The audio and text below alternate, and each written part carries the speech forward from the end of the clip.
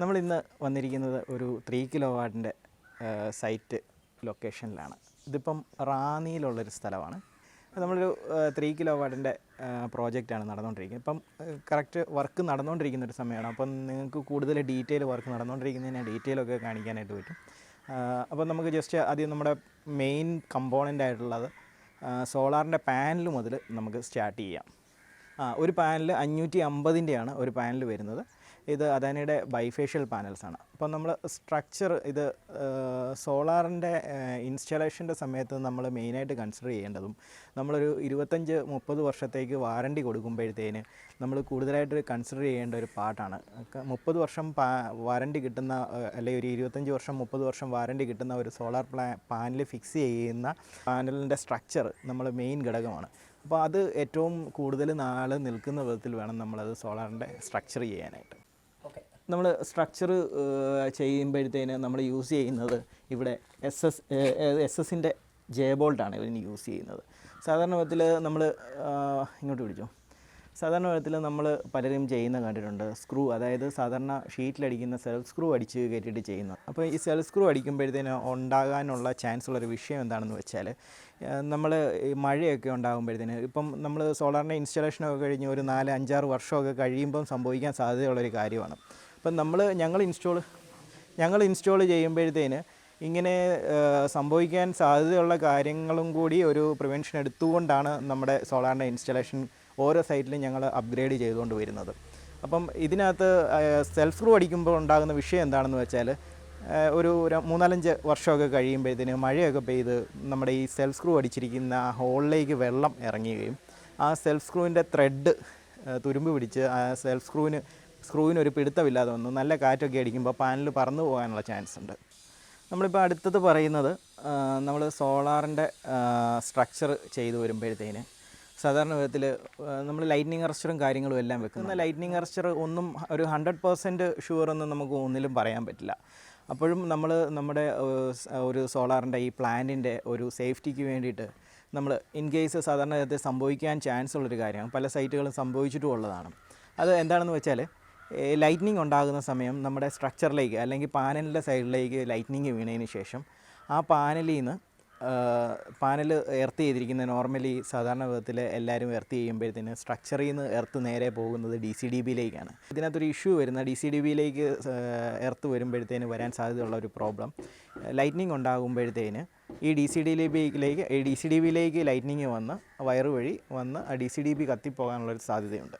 അപ്പോൾ അങ്ങനെ വരാതിരിക്കാൻ വേണ്ടി നമ്മൾ ചെയ്യുന്നത് എന്താണെന്ന് വെച്ചാൽ നമ്മൾ സ്ട്രക്ചറിൻ്റെ എർത്തിങ് സെപ്പറേറ്റ് ആണ് ചെയ്യുന്നത്. അത് DCDBയിലേക്ക് പോകാതെ സ്ട്രക്ചറിൻ്റെ എർത്തിങ് സെപ്പറേറ്റ് ചെയ്യുക ചെയ്യുന്നത്. ഇപ്പം കൂടുതലായിട്ടും ഇൻസ്റ്റാളേഴ്സ് ചെയ്ത് കണ്ടുവരുന്നത് ടൈ യൂസ് ചെയ്യുന്നത്, അതായത് നമ്മൾ സ്ട്രക്ചറിൽ നിന്ന് പൈപ്പ് പോകുമ്പോഴത്തേന് ടൈ യൂസ് ചെയ്യുന്നത് സാധാരണ PVCയുടെ ടൈയാണ് യൂസ് ചെയ്ത് കണ്ടിട്ടുള്ളത്.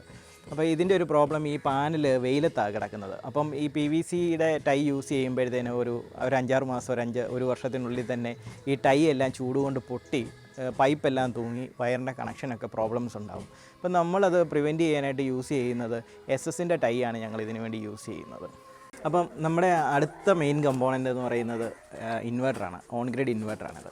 ഇതിപ്പോൾ നമുക്ക് വരുന്നത് 3 കിലോ വാട്ടിൻ്റെ ഒരു PV ബ്ലിങ്കിൻ്റെ 8 വർഷം ഓൺ സൈറ്റ് വാറണ്ടി ഉള്ള ഒരു ഇൻവെർട്ടറാണ് വരുന്നത്.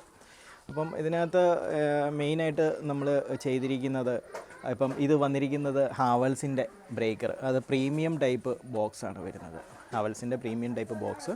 പിന്നെ അവിടെ നിന്ന് ഇങ്ങോട്ട് വരുമ്പോഴത്തേന് ഇപ്പം നമ്മൾ ഇവിടെ ചെയ്തിരിക്കുന്നത് ഇതിന് വേണ്ടിയിട്ട് കണക്റ്റേഴ്സ് ഒക്കെ യൂസ് ചെയ്തിരിക്കുന്ന ഇത് DBയിലേക്ക് വന്നിരിക്കുന്ന കണക്റ്റേഴ്സ് എന്ന് പറയുന്നത് അതിൻ്റെ ബനാന ലെഗൊക്കെ യൂസ് ചെയ്തിട്ട് ക്രിമ്പ് ചെയ്തിട്ടാണ് കൊടുത്തിരിക്കുന്നത്. അപ്പോൾ സാധാരണ വിധത്തിൽ പലയിടത്തും കണ്ടിട്ടുണ്ട് സാധാരണ വയറ് ചുരുട്ടി വെച്ചിട്ട് ക്രിമ്പ് ചെയ്യുന്നത്. അപ്പോൾ സർവീസിൻ്റെ കാര്യത്തിന് വേണ്ടിയിട്ട് നമ്മൾ അഴിക്കുമ്പോഴത്തേന് രണ്ടാമത് ക്രിമ്പ് ചെയ്യുന്ന സമയത്ത് കറക്റ്റായിട്ടത് പ്രോപ്പറായിട്ട് കയറാതിരിക്കുകയും നമുക്ക് ആംബിയർ കുറവൊക്കെ വരികയും അങ്ങനെയുള്ള കുറച്ച് ഇഷ്യൂസ് വരാൻ സാധ്യതയുണ്ട്. ഇപ്പം അങ്ങനെയുള്ള കാര്യങ്ങളൊക്കെ വരുന്നത് പ്രിവെൻറ്റ് ചെയ്യാനായിട്ട് നമ്മൾ ചെയ്തിരിക്കുന്നത് ഇപ്പം പിൻ ലെഗ്, ബനാന ലെഗ് എന്നും പിൻ ലെഗ് എന്നും ഒക്കെ പറയുന്നതാണ് യൂസ് ചെയ്തിരിക്കുന്നത്. പിന്നെ അവിടുന്ന് വരുമ്പോഴത്തേന് പാനലിൽ DBന്ന് വരുന്നത് ഇതിപ്പം ഇതിവിടെ വരുന്നിരിക്കുന്ന DCDBയാണ്. പാനലിൽ നിന്ന് DCDBയിലേക്ക് വന്നു, DCDBയിൽ നിന്ന് ഇൻവെർട്ടറിലേക്ക് വന്നു, ഇൻവെർട്ടറിൽ നിന്ന് ACDBയിലേക്ക് പോയിരിക്കുന്നു. ഇതാണ് അതിൻ്റെ ഒരു സ്ട്രക്ചർ വരുന്നത്. അപ്പം ഇതിനകത്തുനിന്ന് വന്നിരിക്കുന്നത് നമ്മൾ നല്ല വൃത്തിയായിട്ട് ടൈ ഒക്കെ യൂസ് ചെയ്തിട്ടാണ് ഡ്രസ്സ് ചെയ്തിരിക്കുന്നത്. ഇതിനകത്ത് സാധാരണ വിധത്തിൽ വയറ് വെറുതെ ഇടാതെ ടൈ ഒക്കെ യൂസ് ചെയ്തിട്ടുണ്ട്. അപ്പം ഇതിൻ്റെ കണക്റ്റേഴ്സൊക്കെ നല്ല സ്ലീവൊക്കെ വെച്ചിട്ട് നല്ല രീതിയിൽ മറിച്ച് ഹൈഡ് ചെയ്തിട്ടാണ് നമ്മൾ ചെയ്തിരിക്കുന്നത്. ഇവിടെ വരുമ്പോഴത്തേന് നമ്മുടെ എർത്ത് ബെഞ്ച്, ഇത് എല്ലാ AC-യുടെ എല്ലാ എർത്തും കൂടി നമ്മൾ ക്ലബ് ചെയ്ത് ഒന്നിച്ച് കൊണ്ടുവന്ന് താഴേക്ക് എർത്ത് ചെയ്തിരിക്കുന്നത്. അടുത്തൊരു കമ്പോണൻ്റ് ഇവിടെ വരുന്നത് എന്താണെന്ന് വെച്ചാൽ ഫീമെയിൽ അഡാപ്റ്റർ. പൈപ്പ് സാധാരണ വിധത്തിൽ ഹോൾ ചെയ്തിട്ട് വെറുതെ ഇടാതെ നമ്മളൊരു ഫീമെയിൽ അഡാപ്റ്റർ കപ്ലിങ് യൂസ് ചെയ്തിട്ടാണ് ഈ പൈപ്പ് വെളിയിലോട്ട് വന്നിട്ടുള്ളത്. നമ്മുടെ അടുത്ത പാർട്ട് വരുന്നത് സോളാറിൻ്റെ എർത്തിങ്. എർത്തിങ്ങിൻ്റെ കാര്യത്തിലേക്ക് വരുമ്പോഴത്തേന് സാധാരണ വിധത്തിൽ പലരും ചെയ്ത് കണ്ടിട്ടുള്ളത്, ഇപ്പം ലൈറ്റ്നിങ് അറസ്റ്ററിൻ്റെ കാര്യം പറയുമ്പോഴത്തേന് അലൂമിനിയത്തിൻ്റെ 50 ഗേജിൻ്റെ 50 mm² വയറാണ് നമ്മൾ ലൈറ്റ്നിങ് അറസ്റ്ററിന് വേണ്ടി യൂസ് ചെയ്യുന്നത്. അപ്പം അതിൻ്റെ ഡൗൺ കണ്ടക്ടർ 50 mm² താഴോട്ട് വന്ന് നേരെ സാധാരണ എല്ലായിടത്തും ചെയ്ത് കണ്ടുവന്നിട്ടുള്ളത് ഇവരുടെ എർത്ത്, അതായത് എർത്തിലേക്ക് വരുമ്പോഴത്തേന് എർത്ത് ഗ്രൗണ്ടിലേക്ക് മണ്ണിലോട് ചേർന്ന് പിറ്റിലേക്ക് ഇവർ ഒരു ക്ലാമ്പ് കണക്ട് ചെയ്തിട്ട് കൊടുക്കുന്നതാണ് കണ്ടിട്ടുള്ളത്. അപ്പോൾ അങ്ങനെ വരുമ്പോഴത്തേനും ഉണ്ടാകാൻ സാധ്യതയുള്ളൊരു കാര്യം എന്താണെന്ന് വെച്ചാൽ ഈ അലൂമിനിയം മണ്ണുമായിട്ട് ചേർന്ന് കഴിയുമ്പോഴത്തേന് പെട്ടെന്ന് അത് ഡീഗ്രഡേഷൻ സംഭവിച്ച് അത് കുറച്ച് നാളിന് ശേഷം കഴിയുമ്പോൾ അലൂമിനിയത്തിൻ്റെ കണക്ടറോ അവിടെ വയറോ അങ്ങനെയുള്ള കാര്യങ്ങളോ ഒന്നും കാണത്തില്ല. അതായത് നമുക്ക് എർത്ത് കണക്ടിവിറ്റി അപ്പം നഷ്ടപ്പെടും. ഇപ്പോൾ ഒരു ലൈറ്റ്നിങ് ഉണ്ടായി കഴിഞ്ഞാൽ തന്നെയും കുറച്ച് നാൾ കഴിയുമ്പോഴത്തേന് ലൈറ്റ്നിങ് അറസ്റ്റർ വെച്ചതിൻ്റെ ഒരു ഗുണമില്ലാതായി പോകും. അപ്പം ഒരിക്കലും നമ്മൾ ലൈറ്റ്നിങ് അറസ്റ്ററിൻ്റെയോ അത് എർത്തോ ഒക്കെ കൊടുക്കുമ്പോഴത്തേന് അലൂമിനിയത്തിൻ്റെ പാർട്ട് മണ്ണിലേക്ക് ഡയറക്റ്റ് കോണ്ടാക്റ്റ് ചെയ്യുന്ന വിധത്തിൽ ചെയ്യാൻ പാടില്ല.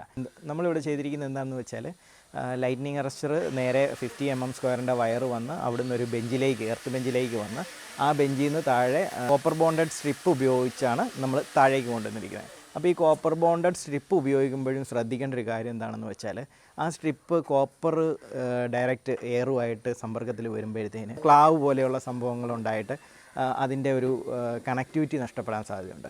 അപ്പോൾ അങ്ങനെ വരാതിരിക്കാൻ വേണ്ടി നമ്മളത് ചെയ്യുന്നത് ടിൻ കോട്ടിങ് ചെയ്യും. ഈ കോപ്പറിൻ്റെ പുറത്ത് ടിന്ന് കോട്ട് ചെയ്തിട്ടാണ് നമ്മൾ എർത്ത് ചെയ്യുന്നത്.